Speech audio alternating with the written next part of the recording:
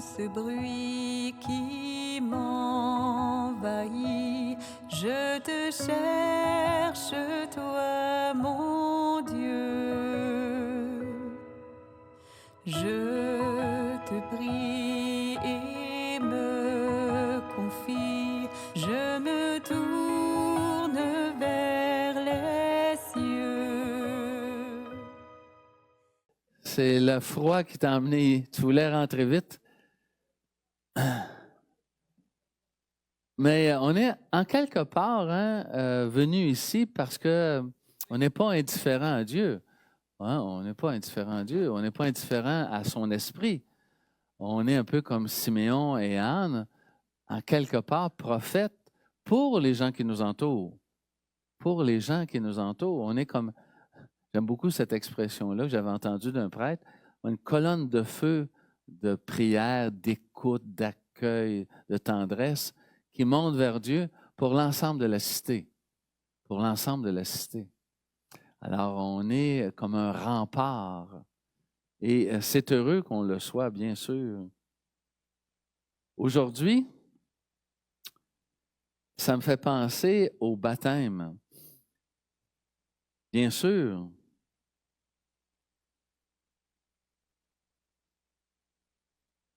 parce que quand vous avez présenté votre enfant au baptême, vous l'avez en quelque part donné au Seigneur. Peux-tu dire ça? Vas-tu trop loin? C'est certainement dans l'idée qu'on le consacrait au Seigneur, qu'il était. Et là, c'était plus juste le premier-né de tous nos enfants. Parce que dans la pensée chrétienne, il n'y a pas comme le droit d'aînesse, là. Il l'a peut-être eu pendant le Moyen Âge, mais ce n'était pas l'idée profonde de la foi chrétienne. Tous les enfants sont égaux. Dans la loi juive, juste pour vous faire réagir un peu, la purification, c'est la purification de la maman, bien sûr. Elle a accouché, donc rituellement, elle doit être purifiée. Si c'est un garçon, c'est 40 jours. Mais si c'est une fille, c'est 80 jours. Hein? On n'est plus là, là. On n'est plus là. C'est égaux, hommes, femmes. On est avec le baptême ailleurs. Mais il faut consolider cette idée-là. Parce que tant qu'on dit j'ai été baptisé, c'est pas pire. Mais de préférence, je suis un baptisé. Parce qu'à ce moment-là, tous les dons de l'Esprit qui vivent en moi, ben, ils sont faits pour être manifestés dans un témoignage de vie. Et les premiers chrétiens en étaient très, très conscients. Ça allait jusqu'au martyr. Le mot martyr, vous le savez, ça veut dire témoin. Alors, on a aujourd'hui la même considération pour tous les enfants. Et dès la naissance, on est enfant de Dieu. Et quand on baptise, on les reconnaît comme enfants de Dieu. Les parents ou à l'âge adulte, on reconnaît qu'on est enfant de Dieu. Mais tous les enfants sont enfants de Dieu à la base. On ne fait pas de discrimination. Alors, est-ce que vous attendez la deuxième venue du Messie? C'est rare qu'un curé parle de ça, la deuxième venue du Messie. Dans le monde juif, ils attendent le Messie. C'est clair, ils attendent le Messie.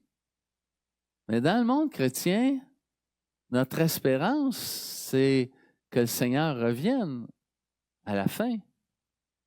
Que là, il y ait une terre nouvelle, des cieux nouveaux. Ça, c'est l'espérance chrétienne. Mais si notre espérance, et on a porté peut-être avec raison, un jugement dur sur l'Église, parce que les gens disaient, ça vous évacue des réalités terrestres. Vous pensez juste à aller au ciel, le paradis à la fin de vos jours, mais votre implication dans le monde d'aujourd'hui pour le transformer, pour être des chercheurs du royaume des cieux et de sa justice, on se les fait reprocher. L'opium du peuple, c'est la religion. Alors, on a compris, parce qu'on est revenu à l'Écriture sainte, à la parole de Dieu, que non, on s'impliquait aujourd'hui pour qu'un monde meilleur soit là. Une fois, j'étais dans une rencontre de philosophes, puis on échangeait, puis il y en a un qui dit, mais vous autres, les chrétiens, vous êtes très égoïstes. Comment ça, on est très égoïstes? Mais oui, vous ne pensez qu'à vous, votre salut pour aller au ciel. Ça m'était rentré dedans, boum, boum, boum, boum. Hein? Là, j'ai dit, oui, oui. Une chance que je connaissais un peu l'Écriture. J'ai dit, oui, c'est vrai qu'on peut se le faire reprocher, mais toute notre implication dans le monde d'aujourd'hui, regarde, bon, nommez-les, il y en a plus qu'on peut les nommer, qui ont transformé notre monde, qui n'ont pas attendu le monde de la vie éternelle. Ils ont voulu faire descendre sur terre ce monde-là dans lequel on va tous vivre un jour. Alors, notre espérance à nous, elle est double. Elle est l'attente du Seigneur pour la vie éternelle, mais aussi de transformer ce monde comme le Seigneur le veut. Alors, Anne et Siméon ont quand même une largeur d'esprit. C'est pas juste pour Jérusalem, ou c'est pour Jérusalem, mais compris comme étant l'ensemble des nations. Ils souhaitent que cet enfant-là puisse transformer la vie de millions de personnes. Mais pour ça, il faut parler aussi. Il ne faut pas juste donner l'exemple. Si on ne donne pas l'exemple puis on parle, ça ne marche pas. Mais notre talon d'Achille chez les chrétiens catholiques, entre autres, c'est qu'on n'a pas beaucoup parlé de notre foi. On a peu parlé de notre foi. En tout cas, au Québec, on ne sait pas trop comment parler de la foi à nos enfants. Donc, on a fait comme un trou. Il y a un vacuum, là. Il y a un espace qui n'a pas été comblé.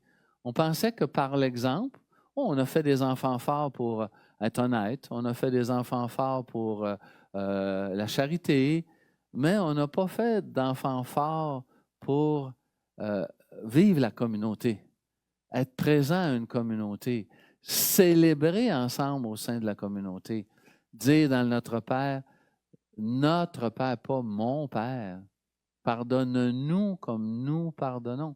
Tout cet aspect-là communautaire qu'on développe ici à Saint-Jean 23, bien, c'est au cœur même de la préoccupation des chrétiens.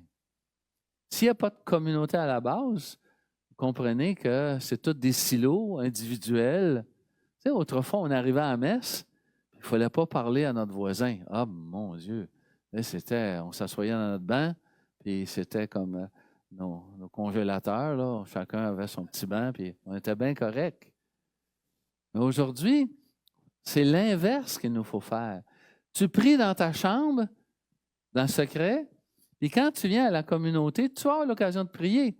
Mais c'est d'abord la rencontre de tes frères et de tes sœurs, la communauté. Et cette dimension-là de fraternité, si elle est peu présente, est-ce que d'autres hommes, d'autres femmes vont se joindre à nous? Pas sûr, hein? Pas sûr. On manque quelque chose. Alors, comment on va faire maintenant pour prendre la parole dans nos familles? Ça, c'est pas évident, hein? Moi, j'ai vécu quelque chose de très, très beau pendant le temps des fêtes. Après la messe de Noël, avec ma famille, on s'est réunis. Et puis, imaginez-vous, première fois de ma vie, j'ai 73 ans. J'ai été ordonné en 80, en tout cas, je ne sais plus trop, mais pas grave, hein? C'est pas grave, ça. 87? OK, merci beaucoup. Alors, j'ai jamais, avec ma famille, préparé une homélie. Puis là, on a préparé l'homélie du jour de l'an, la famille tout ensemble. Hey, t'es-tu content? Là, je cherchais le trophée pour le monter dans les airs. La première fois en 30 quelques années, tu sais, aïe, aïe, aïe, aïe, aïe. Alors, on regrette pour certains d'entre nous que nos enfants ne fassent pas baptiser leurs petits-enfants, nos petits-enfants. Ils sont comme dans une autre réalité. Ça ne veut pas dire que c'est du mauvais monde. Ils ont le souci de la justice, de l'honnêteté, la charité, du dialogue, de l'entraide. Mais la dimension religieuse est moins forte. La dimension de foi. Alors, comment on va faire? Comment on va faire pour que dans nos familles, on arrive à prendre parole? Pas évident, hein? Un, il faut le vouloir. Puis deux, comment? Puis si on trouve le deuxième, comment, on va peut-être le vouloir. Alors, comment? Je regarde la vie des évangiles. Jésus, il demandait l'avis des gens. Il n'y avait pas déjà toute sa réponse faite. Il l'avait peut-être, mais ce n'était pas ça qui primait. Il demandait l'avis des personnes. Alors, si vous lisez la parole de Dieu, vous allez voir que souvent, il demande l'avis. Ou on voit des textes où on demande l'avis. Alors, c'est possible de demander à vos enfants, si c'est le cas, qu'est-ce qui t'a amené à faire en sorte que ton enfant n'est pas baptisé? J'aimerais comprendre, parce que mon cœur de grand-maman, il souffre un peu. Mais ça, c'est moi. C'est pas toi, c'est moi. Peux-tu me dire un peu? Alors, hier, on avait une réponse. Il choisira plus tard. C'est correct. Il va être libre, il va faire son choix plus tard. Là, j'ai dit à la personne, est-ce que pour ce qui est de la langue française, tu as attendu qu'il soit à un âge assez avancé pour lui dire quelle des deux langues tu vas choisir, l'anglais, le français, l'espagnol, le portugais, je ne sais trop.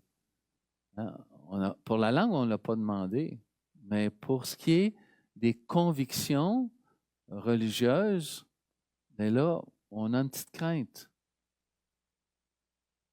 Bon, c'est mon avis.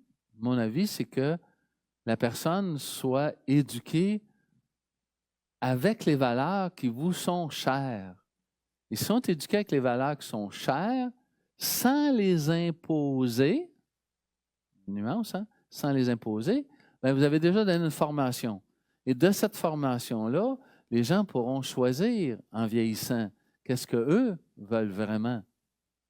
Et ça nous amène à se demander, je termine avec ça, et ça, c'était une grande question dans les années 70. On est rendu à 2020, là, 25, oui, en plus. Est-ce qu'il y a une morale humaine et la morale chrétienne est différente? Est-ce que c'est la même morale pour tous les êtres humains? Ou bien non, il y a une morale chrétienne avec un plus, là? Plus. Et la morale humaine, elle serait comme inférieure. Qu'est-ce que vous en pensez?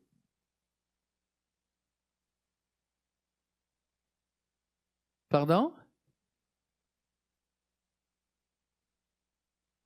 La morale, c'est la morale. Donc, morale humaine, morale chrétienne, on a un noyau dur de morale, d'éthique. Ouais.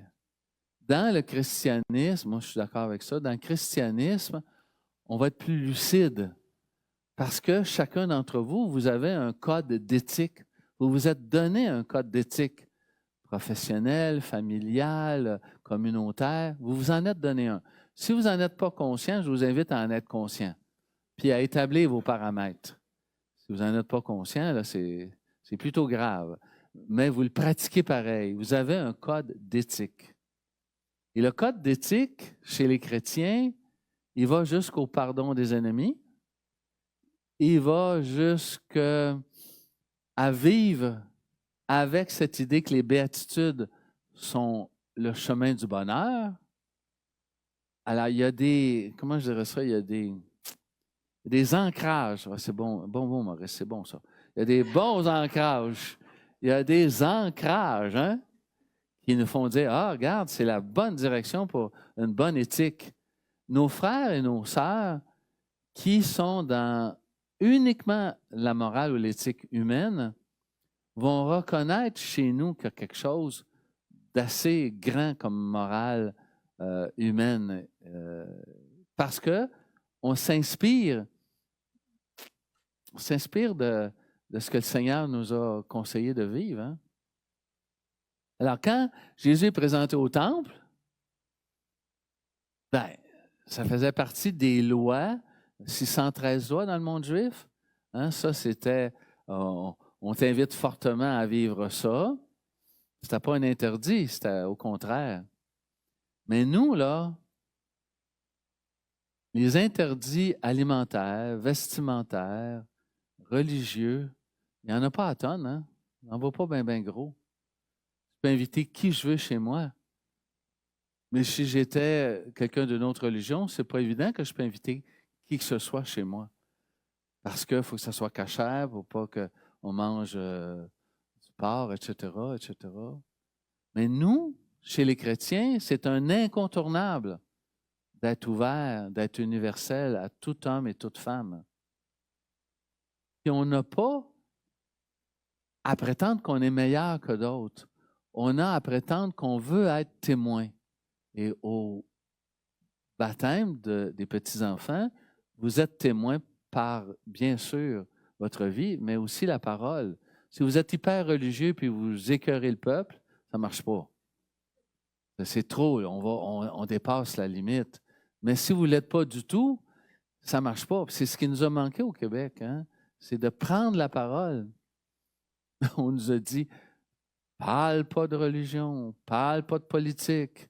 C'est tout juste si on pouvait parler des Canadiens dans les conversations familiales. Et on a été pris comme ça au Québec, hein? Ça fait partie de notre culture. Mais vous tous qui venez d'ailleurs, ben, c'était probablement pas comme ça. Il y a peut-être plus d'ouverture qu'on en a eu ici. Je ne le sais pas. Je ne connais pas assez votre culture de naissance. Je ne la connais pas assez. Êtes-vous heureux, heureuse de venir célébrer? Êtes-vous heureux et heureuse de rencontrer vos frères et sœurs? C'est votre première présence au Seigneur, ça, la communauté. Êtes-vous heureux et heureuse d'entendre la parole? Est-ce que ça vous tente non seulement de l'amener chez vous en la conservant, mais d'ouvrir de temps à autre la parole? Oh, le oui est moins fort. Comme curé, je le constate. Je le constate. Qu'est-ce qui fait que vous avez de la difficulté à ouvrir le livre, la parole de Dieu, puis vous en inspirer? Si vous me dites, ben, je ne le comprends pas. OK. On va se donner des moyens pour le comprendre. On avait, jusqu'à tout récemment, un groupe de partage de la parole. Pendant le carême, on va en avoir un autre, au moins pour 3 rencontres. J'aimerais ça que la communauté se renouvelle par la lecture de la parole. Au moins ça. Au moins ça. Nous autres, on est très, très, très catholiques parce qu'on a comme chosifié les choses juste dans l'Eucharistie. C'est comme si Dieu était que dans l'Eucharistie. Voyons donc, comme disent les jeunes, voyons donc, où ils vont des chants. Voyons donc. Hey, dans la fraternité, dans la parole, dans l'Eucharistie, bien sûr. Si on veut que la communauté soit vraiment accueillante, pleine d'espérance pour les jeunes, les hommes et les femmes, il faut que j'accepte, moi, Maurice Rainville, vous, de changer un petit quelque chose dans ma vie chez moi. Il faut que j'arrive à changer un petit quelque chose. Ça peut être simplement la lecture de la parole de Dieu, méditer. Je connais des gens ici dans l'Assemblée qui, tous les matins, ils vont prendre le temps de méditer. J'ai connu un homme de la communauté, il avait lu 14 fois toute la Bible. 14 fois. Monsieur Leblanc, Pierre-Paul Leblanc, 14 fois. Quand on était à côté de lui, on était bien. On était tellement bien. Il n'était pas du tout quelqu'un de, comme moi, là, d'agressif des fois. Là. Tout doux, mon Dieu. Mais il savait où s'en allait le Père. Alors, Pierre-Paul, on te salue de là où tu es. Hein? Inspire-nous pour qu'on se transforme. Avez-vous le goût? De continuer? De se laisser transformer? De lire la parole? Avez-vous le goût? Bon! On va peut-être y arriver un jour. C'est pas facile. Même pour moi, là, tu sais, c'est ça. C'est plus facile de m'entendre. Plus facile de m'entendre que de lire des textes. Sais-tu quoi tu me suggères? Ben, je vais faire un podcast sur la parole de Dieu. Tu pourras l'amener chez vous. Allez, on va poursuivre notre célébration. Alors, prenez le temps juste de vous dire, veux-tu vraiment avancer puis lire la parole de Dieu? Puis vous donner du temps, prendre juste, réfléchir à ça, 1 minute, pas plus. Chaque jour, je veux entendre ta voix et que ma vie soit pour toi, tout comme un parfum d'amour. Chaque jour, je veux marcher dans tes voies, chaque instant, à chaque pas, et vivre de ton amour. Et chaque jour, je veux entendre ta voix et que ma vie soit pour toi, tout comme un parfum d'amour que je répands chaque jour. Je veux marcher dans tes voies, chaque instant, à chaque pas, vivre de ton amour. Et chaque jour, je veux entendre ta voix et que ma vie soit pour toi, comme un parfum d'amour que je répands chaque jour.